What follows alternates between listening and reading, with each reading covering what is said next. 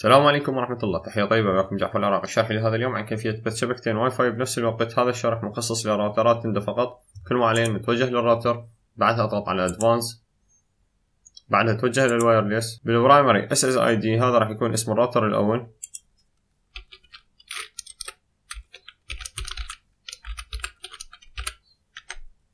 بالسكندري SSID هذا راح يكون اسم الراوتر الثاني.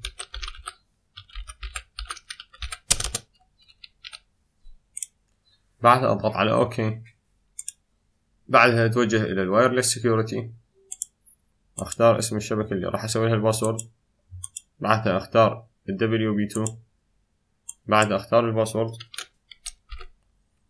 على سبيل المثال راح اخلي 1 2 3 4 5 6 لحد رقم 9.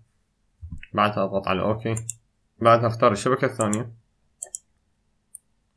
وايضا احوله على WAP 2. بعدها اختار الباسورد، راح يكون من 9 إلى 1. بعدها اضغط على اوكي. هسه اتوجه الى الشبكات وافحص الوايرلس مثل ما تشوفون. هذا اسم الشبكة الثانية وهذا اسم الشبكة الأول. لهنا انتهى شرحي لهذا اليوم. إذا كان عندك أي سؤال أو استفسار لا تراسلني. تحياتي لكم، جعفر العراقي.